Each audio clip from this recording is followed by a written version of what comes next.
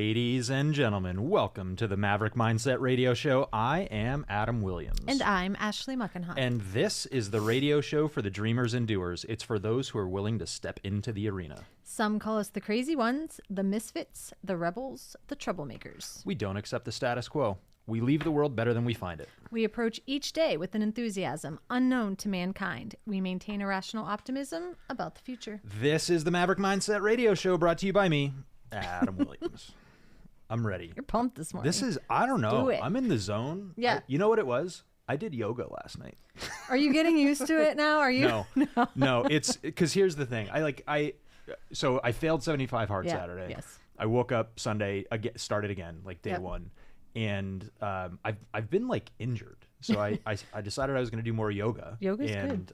It is. And I haven't, the last few phases of 75 hard, I haven't done it. So I said, I'm going to get back into it. I took a different approach this time of like not making it so scary, where it like the not easier workouts, but the yoga, the walking, the not killing myself so that I can finish. And that's my problem is I jumped in and I'm like, oh yeah, I can do an intermediate level 45-minute yoga workout on Peloton. Oh my God. And it's hard to maintain poses in your breathing when you're swearing at the trainers. Yeah. That's all I'm going to say about that. So I think yoga is supposed to be relaxing. There's no swearing in yoga. I'll tell you what, I was mindful because I was feeling all of it. And anyway, it was a good one. And I'm really excited about today's show. It has nothing to do with yoga or 75 hard. But is this... Oh, this is not the first episode you've done since you got on 75 hard. That was last week. Last week. Yeah. So how many days? You're got to be 10 days in or something now. Yeah, because I started. What day did we get back from?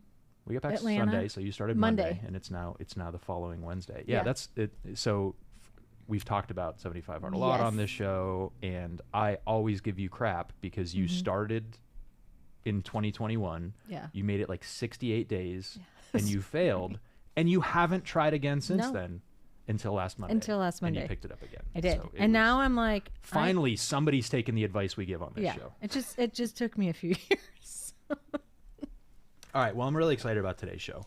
Yep. I wrote a little bit different intro because I thought I wanted to tease this early on. Okay. Are you ready? Yep. Are you ready for a method to consistently, reliably, and predictably bring high-quality leads to your business? Oh, and by the way, it's free because that's what we're talking about today. Yeah. Episode 29. That was good. I didn't want to talk about networking because I think a bunch of people would hear that and go, Yeah. But let's talk about the outcome. The outcome is a steady, consistent, reliable stream of high-quality leads to your business. Yeah, if you do it right. Well, we're going to teach you how to do it right. Welcome to the Maverick Mindset Radio Show, where we make you better at everything. Yep. If you listen. All right. So the official show 29 Yeah. official topic is the power of networking, building relationships that boost your business. Did you come up with that? I think you did. I had the power of networking, and then all of a sudden that appeared there, and I feel like that was you. I don't think I would have used the word boost. Maybe it was me. Maybe I'm just getting better at my lines. All right. maybe. Or maybe AI is just writing these for us. Right? We're using enough of it right now. So yeah, as I become less and less functional, I rely more. That's going gonna be a show in the future. We're gonna be talking about that. Oh yeah, we got. I think we have maybe 2 AI shows coming up because there's cool stuff happening there. Yeah. As most people know. I have a friend in Phoenix who published a book that was entirely written by AI. Oh wow. And this was a year ago, like before it really, especially ChatGPT really took off. And then he was actually doing a podcast where he would write it, and then he would have AI do the voices. So, yeah, and it's kind of an interesting experiment, and it's pretty cool content. But before we get into today's episode and more where can they random find stories, us? So as always, we are streaming live on Facebook. Maverick Mindset Radio is the page. The episodes are up on Spotify, and we're streaming live on YouTube. The recordings are also up on YouTube. I'm starting to post a little bit more content from this show too. Yeah, so I saw that. We're getting the full hour episodes, and then we get some. I mean, we say some really brilliant stuff on this show. Yeah. And a lot of that brilliance in an hour-long show, a lot of that brilliance can be condensed in about 30 seconds. Yep. So we're resharing a lot of that content on the different pages. And then, of course, everybody can find us at maverickmindsetradio.com. I was actually looking. I'm going to need to order another notebook here pretty soon. Yeah, you're getting... on the Maverick merch page. Well, we're 29 episodes in, 28. Yep. So use the code Maverick10 for 10% off merch. quote of the day. I picked it. Zig Ziglar, I Oh. believe. Yeah. And I thought this, I'll tell you why I picked it. Didn't So, we already use this I quote? think so, but I needed to, The people didn't listen. Nobody no. listened. No, and that We'll do was it again. probably 25 episodes ago. But so it's you can have everything you want in life if you will just help enough other people get what they want. And that's networking, right? That's what you're doing. If you It's do it right. making connections to help people to both get what you want. That's actually going to be one of our tips today of Yeah. using networking effectively. All right, so let's start with this, because one of the things that I like to do, I don't know if this is like, I don't know if I've always been like this or if it's because I wrote a lot of contracts as a lawyer. Yeah. But good contracts usually start out like early on with a definition section. So, hey, we're going to use a bunch of words in this contract, and here's what they mean. Right. If you look at really poorly written contracts, it'll say things like party of the first part and party of the second part. Or my least favorite is lessor and lessee. Oh. I never understand. Like, just Yeah. use landlord and tenant. Yeah. Because I don't. And then I got to go back up to page 1 and say, all right, which one is the lessor again? Who's So we're who? gonna define a term early on here, because like we should really talk about what networking actually is, because I think a lot of people have the wrong idea about it. I think I that's think part of the people reason. get it wrong, especially nowadays. Yeah.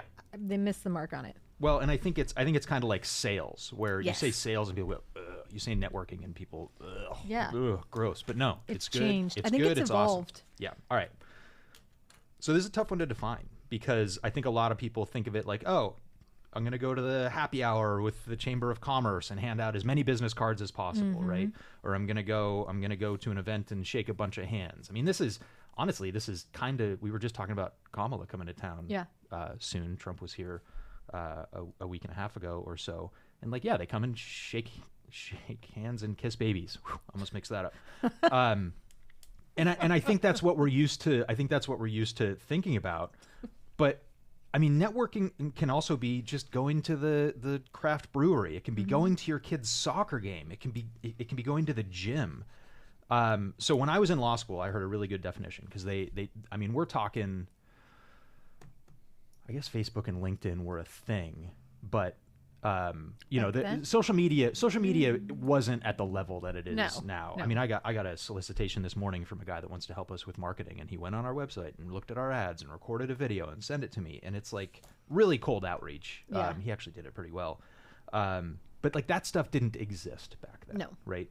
So when I was in law school, the simplest definition of networking I heard, you ready for this? I'm ready. Doing things with other people.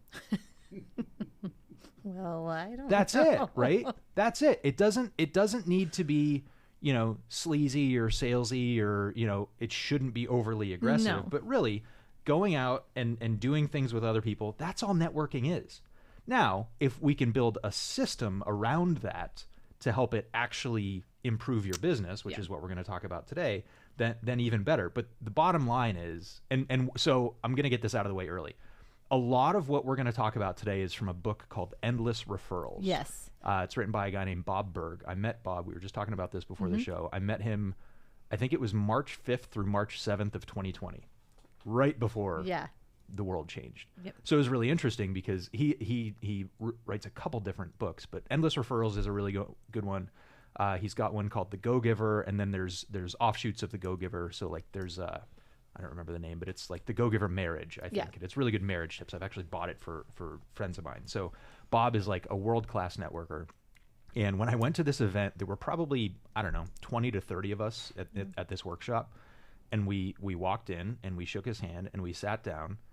And then he said, all right, I'm going to show you a party trick, but you have to understand why I do it. And he remembered every single person's name in that room. Wow. Every Impressive. single and we didn't have the name tents up. Yeah. We didn't have name badges on, and I'm sure he had the attendee list in advance. But the point is, he actually was intentional enough to shake our hand and look us in the eye and remember each of our names. I'm really bad at that. Yeah. I mean, it's kind of a joke with a lot of people. Like, as soon as you say your name, I've already forgotten it. It's like, right? Because hey, we're so you. in our head. But there's a good networking technique around that. But Are you going to share what it is?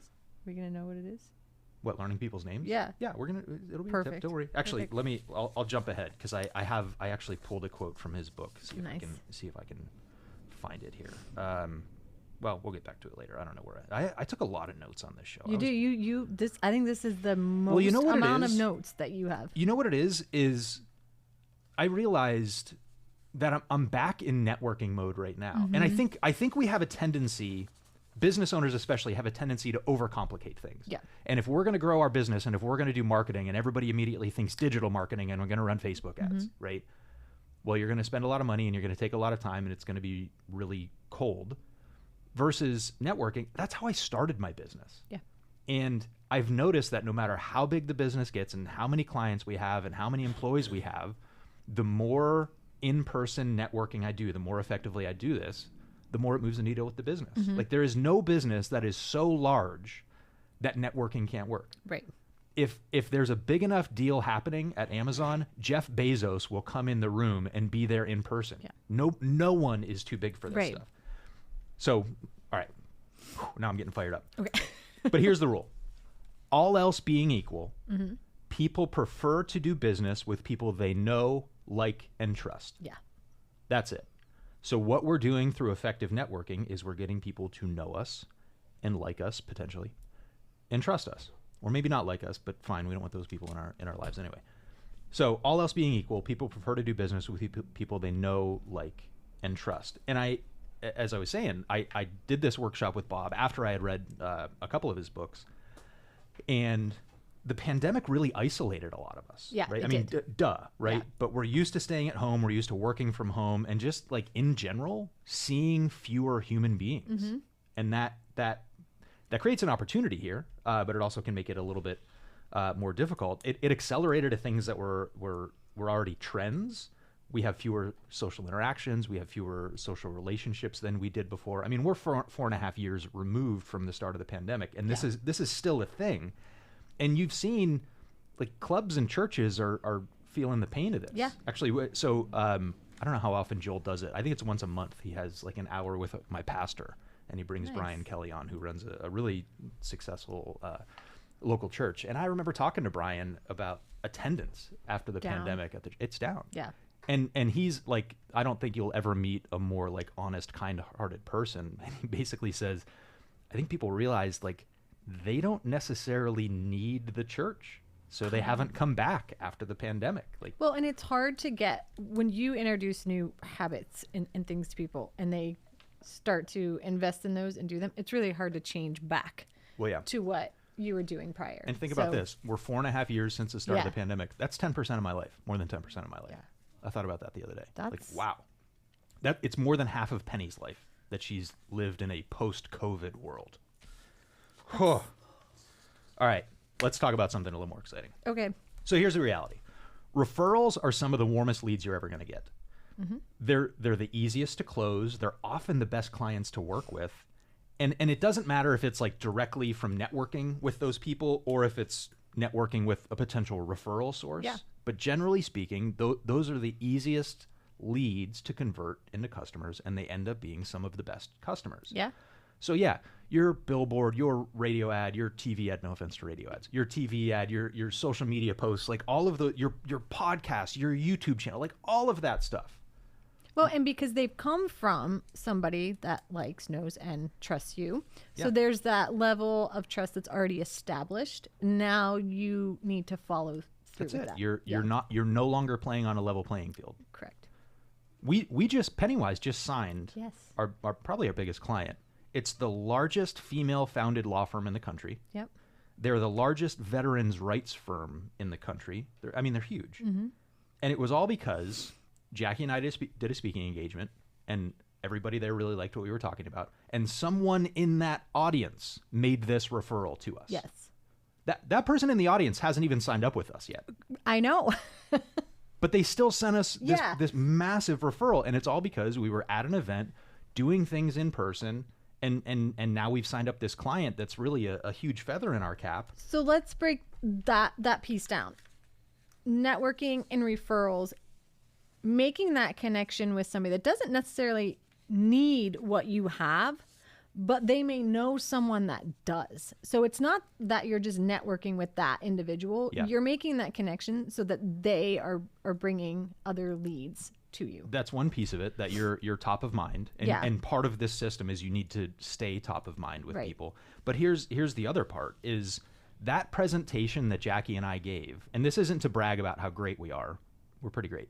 But it isn't to brag about how great we are. But it's to that presentation. It was actually kind of similar to what we talked about last week on the Yeah. radio show. We stood up there and gave tax tips. And even if Right. people didn't hire us, they learned so much. We added so much value, even if they never hire us. Yep. They learn something new. They learn some new tips. There are people in that room. Actually, during that speech, I'll never forget. I was talking about the last speech that we gave. So we spoke in February. There was someone in the audience. We gave a tip. She went and implemented that tip. She was then in the audience at the June event, and I could use her as an example. If she didn't even hire us, we put like $11,000 in Yeah. her pocket You with one of gave her these tips knowledge that she she could took to her use to- accountant and implemented. So we're adding a ton of value. So yeah, they know us. They trust us because we know what we're talking about, and they like us because we're, I don't know, hilarious and informative. So yeah, like that we added enough value. So it wasn't about going there and seeing what can we get from these people. We went in with the approach of how can we help you? And some percentage of the people here are going to reach out to us and want to hire us. Some people are sleeping through the whole thing. And then there's other people that are going to take these tips and go out and implement them on their own. I feel like that is an important thing to remember, and how networking and things like that have changed is that it's no longer about if I can make the sale, can I get, how many people can I get? It's more That's now. the worst approach. It is, but I feel like back then that was the approach that people took, and now it's shifted a little bit, and it's more like preparing. It's basically, what do you do, and why does it matter? And if you can get that across to people, that I feel like that's the first initial. It's no more come in with your, they call it your elevator pitch. It's yeah. more, what do you do and why does it matter? Yep. Yuck. Yeah. Elevator pitches. Yeah. Because it is a pitch, and that's not the is, point. So right. here's some tips. All right. So let's put this in the context of an event, right? It isn't necessarily the kids' soccer game or going to the bar, but you're going to a networking event or a happy hour or something like that. So here's some tips that we have. First one, be intentional about it. Meaning it's not about going in and handing out 1,000 business cards and shaking 4,000 hands. It's about connecting with one or two people. Quality over quantity. 100%. Yeah. So it's not about everybody in the room knows me, although maybe at some point you'll get there. It's more about there were two people at that event that I really connected with. Yes. So I think you can actually, like, depending on the event, I sometimes will try and get an attendee list in advance, and I'll pick out the names and say, these are the two people I have to meet. Yeah. I have to meet these people when I get there, right? I did this. We did this when we were in Atlanta. There were a couple people in that room that I knew I needed to talk to at that event, and I went and sought them out. It wasn't about. I'm trying to think of some of the events I've been to where I've literally had people come up to me and say, "Hey, I'm John. Here's my business card. Good to meet you." And then they'd move on, and they handed out the entire stack of cards, and all I remember about that guy was he doesn't care about me. No.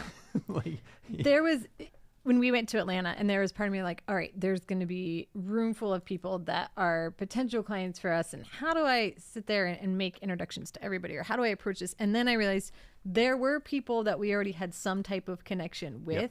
The biggest thing I could do is go there and further that relationship and build some type of trust and get to know them. And it wasn't a lot of people, but just those connections with those people at some point in time, like that's going to come back around. Right. So it was, like we said, quality over quantity. Yep.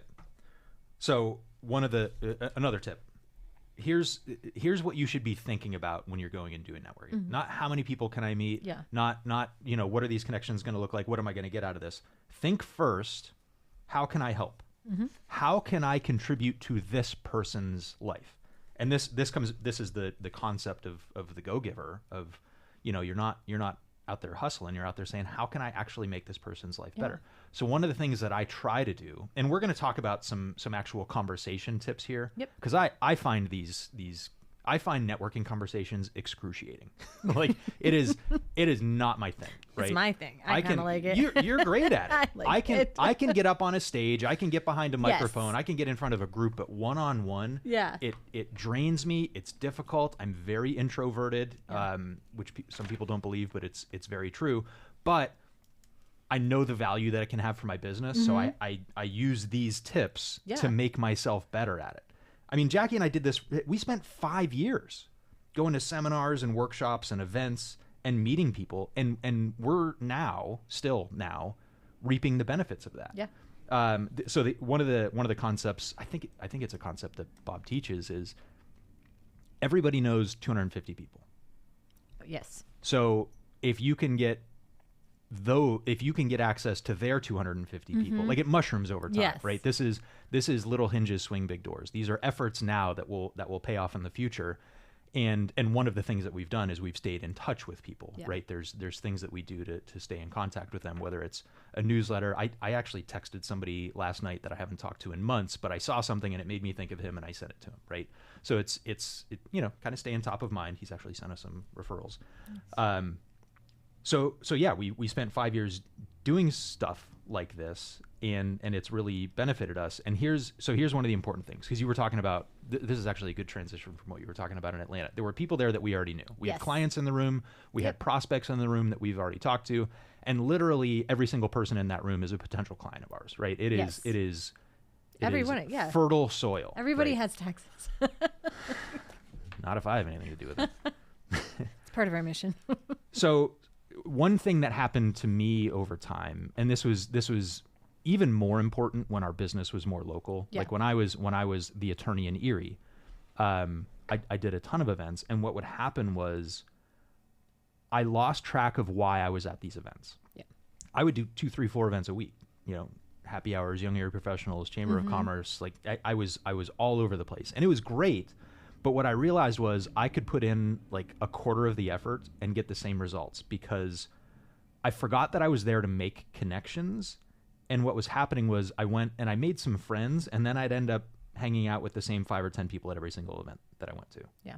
And I mean, there's nothing wrong with that, but I got to be cognizant of my time. I got a family, I got hobbies, I got kids, I got, I can't be at a happy hour every single night hanging out with these same people. Yep. I mean, we talk about, if you want to know your priorities, look at your calendar and your bank account. Yeah. And I realized like my priorities were hanging out with the same 5 people at all these events. Yep. And what happens is if you find yourself in that rut, you're hanging out with the same 5 or 10 people at every single event, I think not only are you going to get stuck, but you're going to end up going backwards. Yeah. Because those 5 or 10 people are hanging out with the same 5 or 10 people. It's not creating that network. It's hanging out with that same tight-knit group. And again, there's nothing wrong with that, but it is going to cause you to stagnate.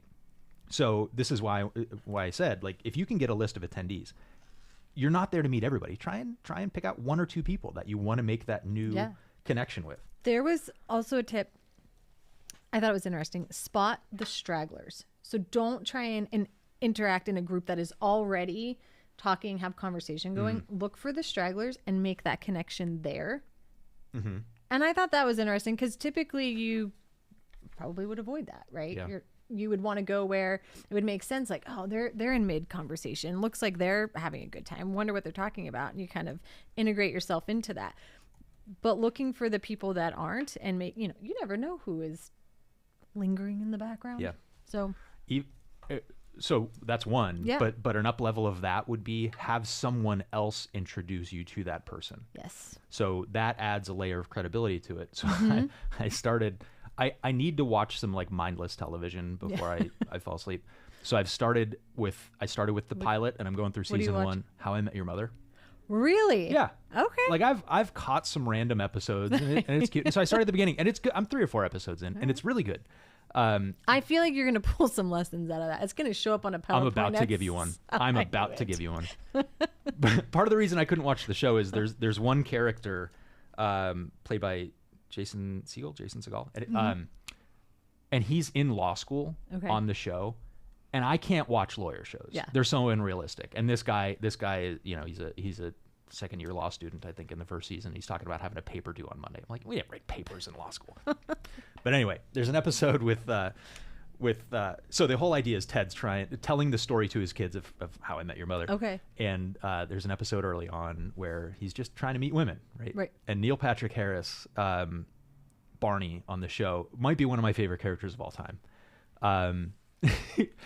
He plays this game called Have You Met My Friend Ted? And he'll just walk up to random girls at the bar, be like, have you met my friend Ted? And they shake hands and Barney walks away, And right? he Like leaves. that. But that's all it takes to make that introduction, right? Yeah. And it's a really great skill. So yeah, there have you met my friend Ted? Yeah. That's your networking tip is if there's someone there that you want to make the connection with, have someone else make that connection. Yeah. I have a friend who did this with Mr. Wonderful from Shark Tank. I don't remember. Okay. Kevin O'Leary. Mm-hmm. He was two of my friends sitting in first class on a plane. Kevin O'Leary's on the plane. Nice. So they strategized the entire flight Of how to when the connect. plane lands, what are we going to say? And what they decided was, instead of getting up and saying, "Hey, I'm Brett. I run this great business. You're super cool. Nice to meet you." Yeah. They introduced each other. And they said, "Hey, meet my friend Brett. He does this and this and this, and he's really great." And then Brett can say, "Oh, and this is my friend John, and here's what he Very does." cool. And they ended up getting Mr. Wonderful's business card, which was Very kind of cool. cool. And there actually was a prior connection there too, because one of these two guys had met Damon John before, so there was an easier intro. But again, that's like it's not a cold connection. Yeah. There's already something there. Yes. So yeah. Tip number 3, 4, 7, whatever we're on right now. Go play Have You Met My Friend Ted? Yes. Okay. Let's talk about business cards. Hey, those have changed too, by the way. For the worse. You think? People don't understand the purpose of business cards. What do you think the purpose of a business card is? It's giving your information so that they have your contact information. Eh. Okay. The purpose of a business card is to get the other person's business card so that you can follow up with them. Okay. So all your fancy technology and your airdrop and your digital business cards, don't waste your time. It's going to be another contact in your phone that you're going to forget about, that you're never going to follow up with, that you're not actually making the connection. Get the other person's business card. Forget the high-tech solutions. That completely misses the point. And I actually learned this early on. And my first set of business cards, well, I used to order a lot of business cards because I used to get geeked out about that stuff, and I used to do a lot of these events. So the first business cards I got were like the American Psycho, bone paper with Assyrian Grail font or whatever, right? You put a lot of time into it. Raised lettering. And they were like traditional lawyer business cards. And then I started getting fancier with the design and the colors and the logo and the website. And one time I ordered some business cards. There was a deal on them, and they showed up, and they were glossy. And I threw them out. I had to have them reprinted. Yeah. I wanted matte Yeah. because I wanted people to be able to write on the business cards. So that's what you do. When you get someone else's business card, either as soon as you're done with that conversation or run into the bathroom and do this, or right after the event, write on the card who, what, and when. So I met Ashley at the event in Atlanta, So you remember. and she works for this tax strategy company. And I'm going to follow up with her in a week because I think I have a client that I can send her. Yeah. That's my tip number 10. Be willing to invest in the follow-up. Oh, yeah, we're going to create a follow-up system here. Yeah. We're going to tell you how to get there. Yep. But So that's step 1. You got to remember where you met them. yeah, how get you your met business them. cards. But the point of your business card is to get the other person's card and then write on there who, what, and when. Yeah. So that, because you're not going to remember. Yeah. Right? It was kind of funny. I pulled out an old book a couple months ago to reread it. And I found a business card in there, somebody that I'm Facebook friends with, and she does something else now, but she used to work at a bank. And I took a picture of the card. I'm like, is this you? Like, I didn't even remember, right? And it was like a lifetime So do you ago. agree with the new the digital business No, card? I hate it. Yeah. I hate it. Unless you're again, we're trying not to overcomplicate this, right? Yeah. Keep it, a pen and a business card is all you need. And you're going to take that same pen and you're going to write a handwritten note, which we're going to talk about later. Unless you've got a system where you get the digital card and then you put them into your CRM, and your CRM is following up with emails, and they're getting on your newsletter list, and you're staying in front of those people. That's really investing in the follow-up. That's overkill. Yeah. It's totally over. I've built a multi-million-dollar business without that. Yeah. I've made millions of dollars without a high-tech solution. Don't need the technology, people. I've done it with pen and paper. pen and paper. Yeah. And a lot of Post-it notes. And a lot of posts. That's all it takes, right? Yeah. And we're overcomplicating things. As we do with everything. Yeah. As we do with everything. Okay. So when I'm gonna talk about some like questions to ask people, because it'll help you gather some of the information that's going to be relevant to write on the business card.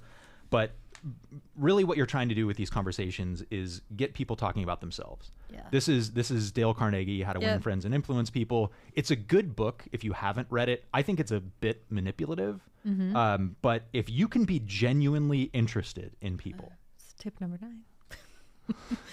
Listen We more should have than coordinated. you... I know. Listen more than you talk. Yep. Be interested in them. Make them feel important. Oh, Yeah. I found my quote from Bob Berg. What was it? A person's name is, to that person, the sweetest and most important sound in any language. Oh, That might have been Dale Carnegie. That's I stole good. that quote from someone. Bob, Dale, whoever. Thank you.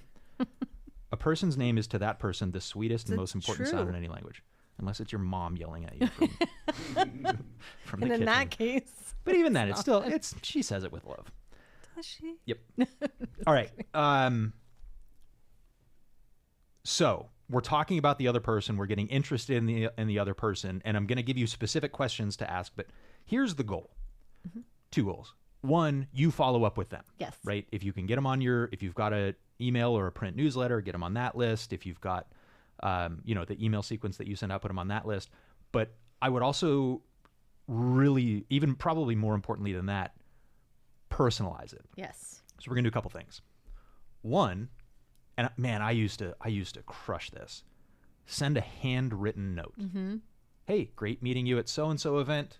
Here's what we talked about. Here's what I'm gonna do. Yep. We talked about how you're growing your insurance business, and you said that you're really looking for more young families that need the protection of life insurance. I can't wait to do some more business with you in the future and send you some of those referrals, right? Right. Handwritten thank you note. Bob actually has a specific design. Bob Berg has a specific design for his cards. I don't remember what he calls them, but it includes your headshot, it includes your logo and some contact information, and it's a funny shape. It's kind of like a postcard shape that fits. It's the shape of an envelope. So single sheet of paper, not folded over, and you can pull it right out of the card. You remember who the person was because the photograph is there. It's a handwritten note. It's a handwritten envelope. It's a physical stamp that I don't really lick stamps anymore, but you peel off and stick on the envelope because nobody's doing that. And again, you're trying to be remembered. You're trying to stay top of mind. Well, and how often too do business cards get lost? So if you're not doing that follow-up, and you're not adding the personal touches, and like I said, the photo and the information, they're not going to remember who. Yep. So. All right. So that's level 1 is the handwritten thank you note. Level 2, spending a little bit more money. Yes. We used to send out pads of paper, the little tear off, maybe like a 3x5, tear off a piece of paper. And we had our contact information and logo on that. And literally on the person's desk is my contact information until they get through the pad of paper. Seeing it all the time. Yep. Yep. And, who doesn't like a nice pad of paper? I have one from Northwest Savings Bank that's probably 3 years old because it was so many pieces of paper, right? And they're certainly not the only ones to give that stuff away. But yeah, it sits there forever and ever and ever. It's a constant reminder. Yep. So you send the handwritten thank you note. You can send the pad of paper. All right, you ready for next level? Yep. Send your book. Nice. So you got to have a book. You got to write a book. It takes a little more work. But yeah, I mean that calling card. And again, the book that I wrote, available on Amazon. Everything your kids wish you knew about owning a business. Book signing event tonight at Warner Books. Oh, what time? Because you keep saying it and then I'm missing the time. Is it 6:30? 6 to 8? This is something I should know. I'm going to be there. 6 to 7:30. There you go. Okay. So I'm gonna do a little lesson, a little book signing. Should be a good time. What was I talking about? Oh yeah, giving away your book. Yeah. Yep. So the book, my book, Everything Your Kids Wish You Knew About Running a Business, really adds a lot of value to people's lives. And I'm not saying this because I believe it. I'm saying it because I'm reading the feedback I get from people and reading the reviews that I get on Amazon. That is a great thing to send to somebody. Yeah. Especially in our, like, these are business connections. Yes. Well, here's a book on business that people really appreciate. If it's a little colder than that, the next book I have coming out with Kevin Harrington, that's going to add a lot of credibility and authority because here I am with a shark, my face on the cover of a book. So yeah, that's next level, right? Like that's like Jedi. You've made it because nobody throws out a book. Yeah, I have books from people I don't even like anymore that are all over my office, and I refuse to throw them out, despite their best efforts. So sending physical mail, the thank you card, the handwritten note. Yep. Here's another one. You ready for this? I'm ready. People are gonna laugh at this, but it will separate you from everyone. Take a pair of scissors and literally clip an article out of a newspaper or a magazine, or like if it makes you think of somebody, literally clip it out and send it. I still have a friend that does this. He's old school. I still have a friend that does this. I will get a Wall Street Journal article clipped from the paper. He'll drop it off at the office, and I'll open up the envelope, and it's never cut in a perfect square, right? It's like this L or Z shaped cutout, but it's so thoughtful, right? And it took always time. It does. It always makes me. And you still need to get the paper to do that. Yeah, well, that's the real challenge on that one. Maybe that is overly complex. But even sending it, sending a link to an article is perfectly fine too. But again, to show that you're thinking about the person, right? Yep. All right, so we're gonna get into some questions to ask here, but we're live downtown Erie, Maverick Mindset Radio Show. We're talking about using the power of networking to scale your business and make everybody's lives better. One of your goals, if the networking connection that you're making, one of your goals should be to send that person a referral within 30 days. Yeah.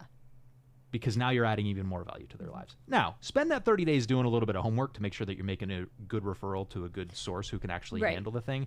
But we're going to get through the questions. If you've had a proper conversation with someone, you will know exactly who to send to them. Yes. This happened to me yesterday, and I don't even think it was intentional. We had a friend come to the office because he wants to sell us services, and I welcomed it because I know that we could benefit from this. I know our clients could benefit from this. So he came in to sell us services, listen to what he had to say.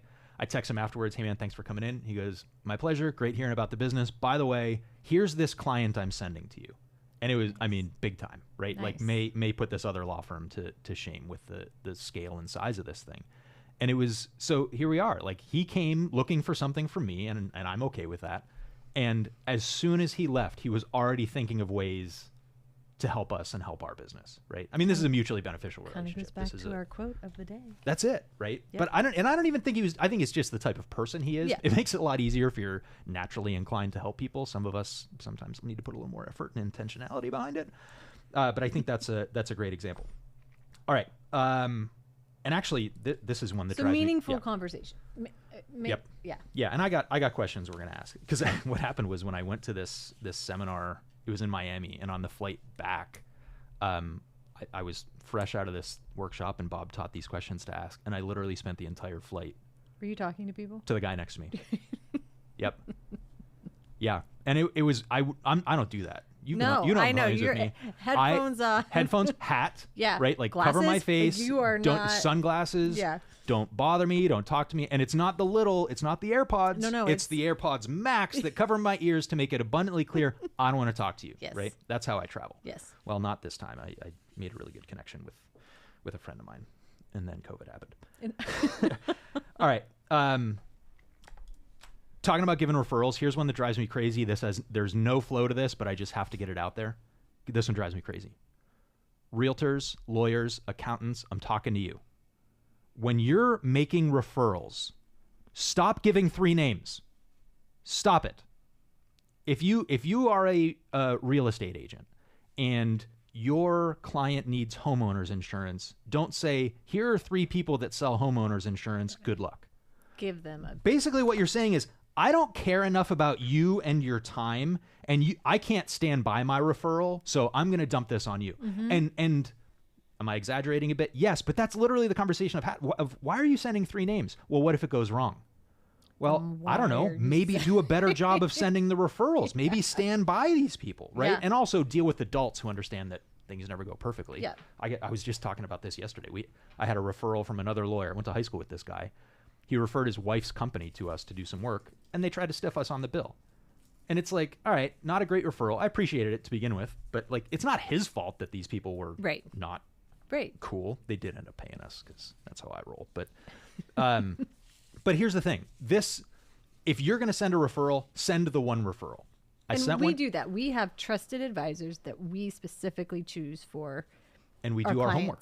And we do our homework on them. So yes. I had to send somebody yesterday. She wanted to, I don't know this person, but she reached out to me on Facebook. She needed an LLC set up. She's in Illinois. I got a great business attorney in Illinois. Mm-hmm. And I made a referral and there actually, this is in Endless Referrals. There's a template because what you're doing is you're edifying the other person and you're saying, hey, Ashley, I want you to meet so-and-so. Yeah.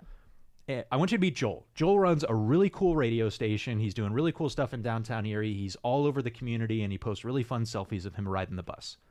And it's always empty because nobody rides the bus. Oh, Joel. And then I'm going to say, Joel, meet Ashley. Ashley works for Pennywise Tax Strategies, and I know that you've been complaining about your tax bill, and these guys do the best work when it comes to helping business owners manage their taxes. I'm going to let you guys take it from here. So I've made Joel look good. Yep. Everybody wants to meet Joel. Everybody listening to the show is like, man, I got to tune into 105.9 a little more often now. Especially for the hour with my pastor once a month. Listen to Brian Kelly. And now Joel knows that he can trust you because you're exactly what he needs, right? Yes. So that template, that outline, that format. And we use that. I use that because I believe I used got to, it from you. I used so to copy use and that paste it. Yeah. I used to copy and paste it. Now I have it I memorized. have it in my toolbox. Yeah. That is what I use. Stop giving 3 names. Give a good referral. Now, this requires you to do some due diligence. This requires you to do some vetting. But guess what? That's also good networking. Yeah. We have to, I'm going to get so many solicitations after this. I'm afraid to even say it. A really good tax strategy for really high income business owners is setting up what's called a captive insurance company. Mm-hmm. It's really complex. It's a little pricey, but oh my God, can it save you so much money and generate so much wealth for you? It's not for everybody. Well, there's professionals out there who provide that service. There's specialists who create captive insurance companies. We get a lot of cold outreach from those people. Well, I bet we've had 15 different companies, either that we've contacted or who have contacted us and see what we do and say, hey, we can provide this. We've narrowed it down to 3, and depending on the circumstances, we pick one of those 3. But it's very personalized to the specific situation that we have, right? But here's the other thing. They work with a bunch of business owners, and those business owners pay a whole bunch of taxes, and they can send referrals back to us. So we're making connections. We're vetting them and saying, oh, you're licensed, you're accredited, you manage your loss ratio, like whatever the criteria are that you're looking for, we make sure that they have. And when they see us going through that process, when I sit down with a potential referral source and I've got a list of questions, what are they thinking about me? Well, one of 2 things. They're either thinking, man, this guy's a pain in the neck. Maybe true. But what they're probably thinking is, wow, this guy cares. Like he gets it. He knows what he's talking about. He actually cares. Can't wait till we can swear on the air. Maybe our last episode we just it's so hard. I have to catch myself. But we actually give a crap about the people that we work with, and it shows up in every interaction, not just with those people, but also in the people that we're meeting with. Right. So they're going to think of you then when they have somebody that they really want to help. They're going to say, "Man, Adam Williams knows what he's talking about." Mm-hmm. Yep. All right. All right. So here's another tip on networking, and then I want to get into some specific questions to ask. Okay. Don't be afraid to ask for what you want. Mm-hmm. If you want clients, ask for them. If you want a job, let everyone know. I think we leave it up to other people to read our minds of like, well, this person came up and talked to me at this event and we talked for 10 or 15 minutes and it was a really great conversation, but I don't actually know what they want. Yeah. I have a completely sort of unrelated business story, but back in the day, I used to do some adoption work, and you would get families or people looking to adopt children. And kind of a weird question, but like, where do you find kids to adopt? So we used to give the advice: let everyone know that you're looking. Right. I mean, people used to take out classified ads, right? Yeah. Let everyone know that you're looking. And one of my favorite war stories of all time was a young lady who was a nurse. I actually just ran into her a few weeks ago at Waldemere with her daughter. Oh, wow. I helped her adopt her daughter. Aw. And I told her, like, let everyone know that you're looking. And a couple months later, she called and said, hey, we got to go to Meadville. Attorneys like literally used to have to go to the hospital to help with adoptions, but we got to go to Meadville. There's a baby. Aww. That one fell through. which is why we're saving this story for another time. Okay. But then a couple months later, another mom goes into the hospital, talks to the doctor, says, I can't raise this child. I want to put her up for adoption. And here comes my client swooping in, changing this girl's life. And I mean, I should go and look at the math, but girl's got to be 7, 8, 9 years old right now. And she was a baby. Yeah. So it was pretty cool to see her at Waldemere. She didn't remember who I was. Which, what are you guys doing at your family gatherings that you're not putting my poster Telling up the on the wall? story. All right. You ready? I'm ready. Bob Berg's 10 feel-good questions. All right. This is how you conduct a conversation where you can be genuinely interested in somebody's story and life and personality, even if you're quiet, even if you're introverted. You ready? I'm ready. We're going to see how much time we have to go through with these. Get your notebook out, people. Joel's ready. So get through the basics, right? Name, rank, serial number. Like, who are you? What do you do? Yeah. And this is part of the reason I'm bad at this. I hate it when people identify themselves as their profession. It's just a pet peeve of mine. I have that. Go beyond your job title. You aren't just your profession. Oh my God, let's do a whole episode on that. Yes. But, I'm Adam, I'm a banker. Great. Question number 1. How'd you get started in that business? How did you get started in the widget business? How'd you get started as a lawyer? How'd you get started in radio? Yeah. How'd you get started in sales? How'd you get started at restaurants? Now you're hearing an origin story. Yeah. And sometimes those stories are going to be really good. Sometimes they won't be. But you're going to learn something about that, right? So how'd you get started? Number 2, what do you enjoy most about your profession? What do you like most about selling insurance? And if they say something like the commissions, those aren't your people. Yeah. But if they say, oh man, there was this family that they came to me and they signed the paperwork and they got the life insurance and then the dad got hit by a freaking train the next day and the family was set for life, right? Like a little dramatic, but good example, right? Yep. So how'd you get started in the business? What do you enjoy most about your profession? Number 3, this is a tough one. What separates you and your company from the competition? I like that one though. It's a tough one. I love it. But good people are going to know the answer. Exactly. Yep. People who really care about their business and why they're in it will be We'll able to have that give. answer in an instant. Yeah. I'm afraid to ask you. What? I'm going to ask it later when Okay. we're not on the air. All right. Here's a good one. What advice would you give to someone just starting in this business? Oh, that's a good one. So my question is usually, if you had to do it all over again, what would you do differently? Yeah. But it's the same idea. What advice would you give to someone just starting out? That's a good one. And I mean, you may actually get something from that because the advice that they're going to give to somebody in their business may help you in your business. Like you can see if this is somebody that really knows what they're talking about. Because if they say something and you go, whoa. So my advice to somebody just starting in the business would be, hey, don't go get a digital business card, get a physical business card, because the whole point is to give someone else your business card so that you receive theirs and you can follow up with them. People are going to remember that. Yep. Right? It's good advice. Although, caution, anybody who sees me at an event and asks me for advice that I would give to somebody starting in the business, you better sit down and bring a notebook. We're going to be there for a while. All right. What one thing would you do in your business if you knew you could not fail? Oh, these are good. I know. I like that. I'm not sharing garbage questions here. I like this one, especially in the last few years. And actually, I just did this yesterday. I was talking with a real estate investor. What significant changes have you seen take place in your profession through the years?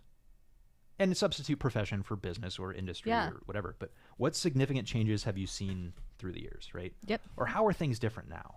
Or what do you see that's happening that you're worried about, that you're concerned about, right? What do you see as coming trends in your industry? How's it going to evolve, you mean? Like, how's it going? Yeah. Yeah. How is AI going to replace all of us? It's not.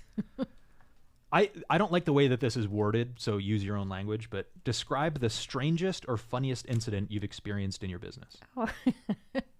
Oh, so you're a snowplow driver. You got any fun stories from that?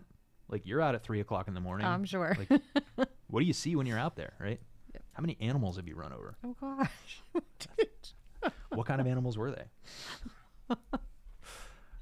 How many, or in my instance, how many gardens have you completely flipped over with your plow, you maniac? Oh, no. Right. So describe the strangest or funniest incident you've experienced in your business. What ways have you found to be the most effective for promoting your business? Good one. Right? Yeah. I mean, it's a marketing question, Yeah. but what do you do to promote your people? business? Everybody does something different. I like this one because this is going to help you give this person a referral. What one sentence would you like people to use in describing the way you do business? How do you do it different? So I'm going to tell people, yeah, we own a tax strategy business and we help business owners pocket more profit and at the same time defund the IRS. Yeah. Well, somebody's going to hear that and they're going to write that email intro and say, man, you got to meet Adam because he's going to help you put more. He's going to help you put more money in your pocket and he's going to defund the IRS. Yeah. Right. Like that. So let's be clear. We're not interviewing people with these questions. Like you got to No, fit this is into a conversation. Yeah. You got to be cool about I was gonna, it, right? yeah, like don't get it wrong. Oh, Ashley, it's nice to meet you. I just have a couple questions I'd like to ask here. Excuse me. Do you mind if I record this? Weirdo. Well, you know somebody out there is gonna. Yeah. Hey, I gotta make it clear. It's really great to meet you. Just hang on a second. Put this mic on. I got to set up my tripod. Get a little into the light, please. Yeah. Actually, so that was another tip. Language matters. Yeah. Right. So it's those questions. It's more thematic than it is a script. But I was thinking about this because I'm usually pretty intentional with my language. Although when I go back and listen to these shows and I hear how many times I say I want to like throw my phone across the room. But I never notice. Now I'm gonna notice. Well, now no, I you notice know when what I talk with you my know hands. you do that, and what else do you do on this Constant. show? What else do you do? I don't know. You speak in sentence Oh, fragments. I know. Yeah. I'm thinking people understand. Yeah. You just did it. You just did it. Yeah. It's a habit. It is a Mad Lib listening to the show of fill in the blank and complete Ashley's sentence for Yeah. her. All right, so language matters. And someday we're going to do a show explaining why we give the intro that we give to this show. So there's a difference between, hey, hi, how you doing, versus good morning, Yes. good afternoon, good evening. Or the Chick-fil-A saying my pleasure instead of no problem or you're welcome. In the start of this show, and we changed this after the first couple episodes, we started out with ladies and gentlemen. Yeah.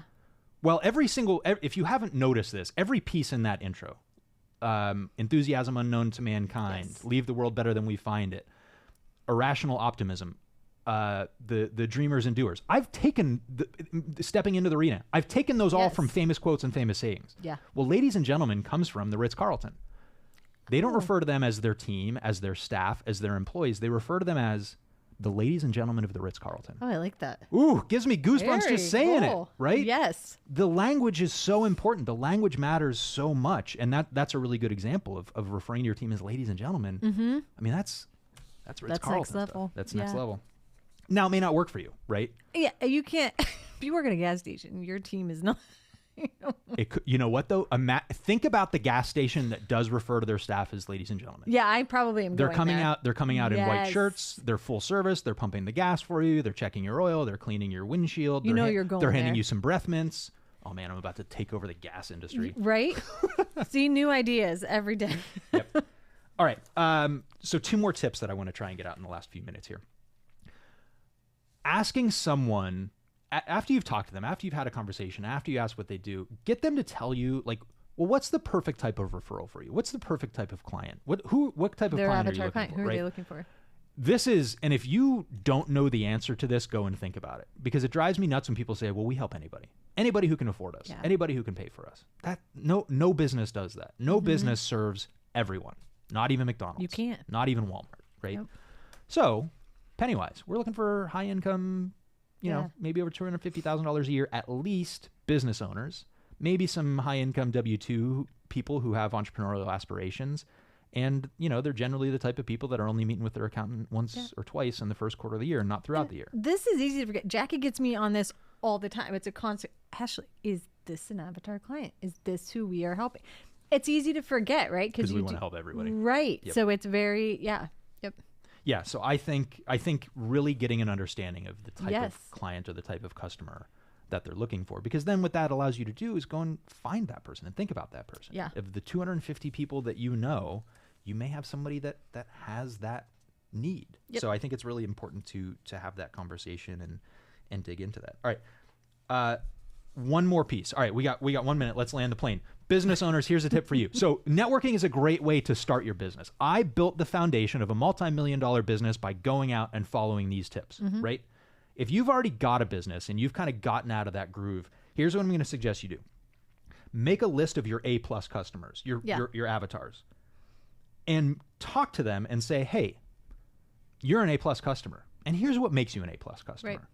You buy stuff from me. You're patient with me. Like, you're a really good, proponent of the things that we're doing. Where can I find more people like you?